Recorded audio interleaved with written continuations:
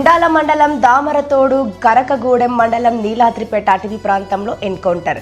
Grey hounds బలగాలకు Latchanna దళానికి మధ్య ఎదురు కాల్పులు. ఎన్కౌంటర్లో లచ్చనతో సహా దళ సభ్యులు మొత్తం 6 మృతి. ఎదురు కాల్పుల్లో ఒక గ్రే హౌండ్ కానిస్టేబుల్కు తీవ్ర గాయాలు. ఈ ప్రాంతంలో గత కొంతకాలంగా మనుగూరు ఏరియా కమిటీ కార్యదర్శి లచ్చన్న దళం కార్యకలాపాలు కొనసాగిస్తోంది. ఛత్తీస్గఢ్ నుంచి వలస వచ్చిన మావోయిస్టు పార్టీకి చెందిన లచ్చన్న నాయకత్వంలో సంచరిస్తున్న దళం.